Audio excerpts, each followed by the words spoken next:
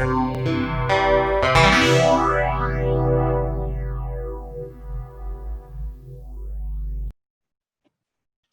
welcome to the second half of this introductory class, and welcome if you're joining us on YouTube. So tonight is the start of a 5-week mini-series within our program, Exploring Buddhist Ethics. And my topic tonight is the principle of non-harm, which is the first of the 5 ethical guidelines or trainings. But before I get to that actual guideline, just wanted to say a little about Buddhist ethics in general. So the practice of Buddhism is made up of these 3 trainings: ethics, meditation, and wisdom. And we cover all 3 in our 17-week program. So tonight, as I said, we begin exploring Buddhist ethics, because ethics or conduct is really the foundation of a Buddhist life. So at first glance, Buddhist ethics look pretty much the same as ethics, say, in Christianity or in Islam. But there are fundamental differences. Buddhist ethics are guidelines or principles rather than specific instructions. And they don't originate from a divine being, but from a down-to-earth, common sense discovery that acting in particular ways leads to happiness and contentment, and acting otherwise leads to discontent and suffering. So the Buddha said that the way to happiness is ceasing to do evil, cultivating the good, purifying the mind. So ethics then flow from a spiritually wholesome state of mind, resulting in wholesome ethical actions, which Buddhists call skillful, because ethics are seen as a skill, something we develop and train in, continually become better at. And ethical actions, in Buddhist terms, include things that we do, things that we say, and even things that we think.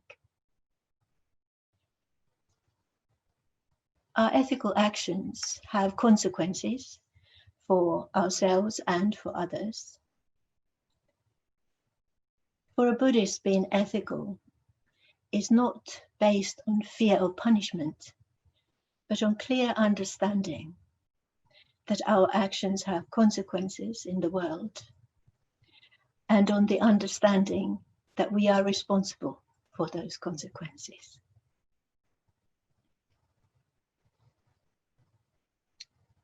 And what makes an action ethical or unethical, skillful or unskillful, is the intention behind that action. So 2 similar actions can be quite different from an ethical point of view, depending on the intention behind those actions.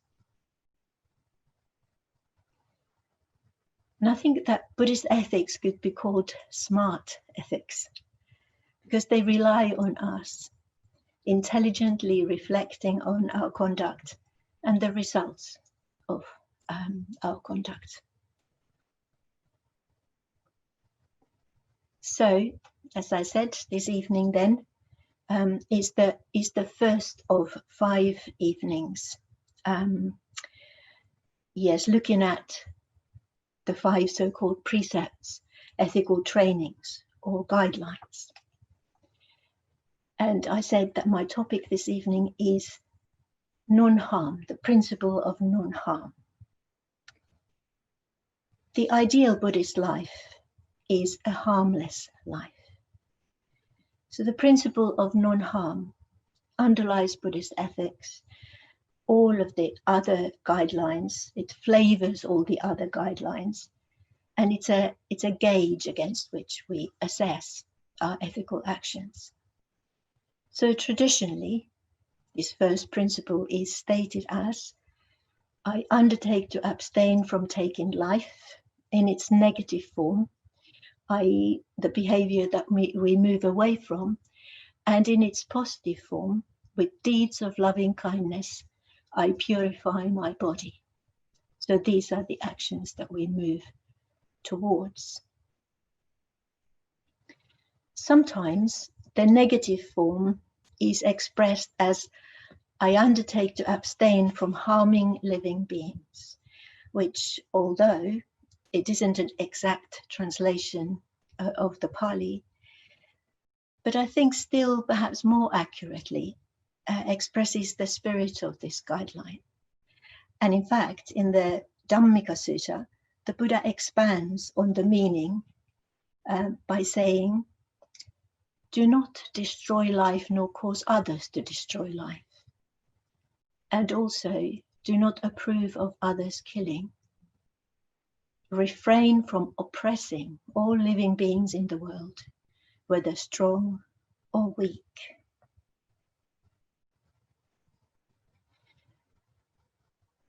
So the Buddha says, let's refrain from oppressing living beings. In other words, let's refrain from harming them with our actions. So just to say that last little phrase at the end of the positive precept, I purify my body. It's I guess it's just quite an archaic way of saying, I will work on my actions and I will base them in loving kindness.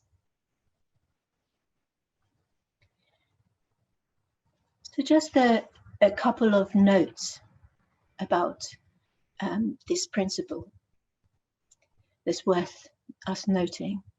So first of all, there is no hierarchy of beings in Buddhism. Buddhism sees all life as precious. So human life is no more precious than animal life, say. And then secondly, most of us, I imagine, don't kill beings, but we can be implicated through third parties. So, for example, if we eat meat, or if we support wars, or if we support any kind of exploitation, or any kind of actions that lead to destruction of the environment. And then just thirdly, there are plenty of other ways to cause harm, other than just killing.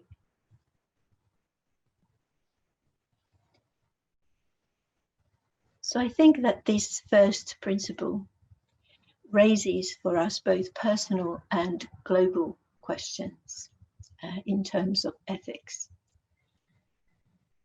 So the personal questions might be something like, how do I harm others through my actions or my speech?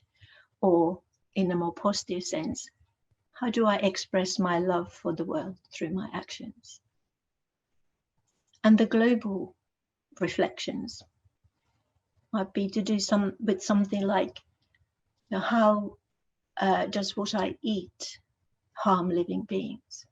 How does what I buy harm living beings? How does who I vote for harm living beings? I think these are really fundamental ethical reflections for us living in the world on a planet that is so deeply damaged by human activity.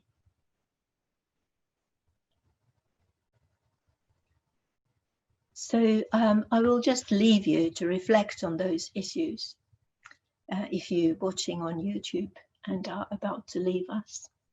Thank you very much for listening.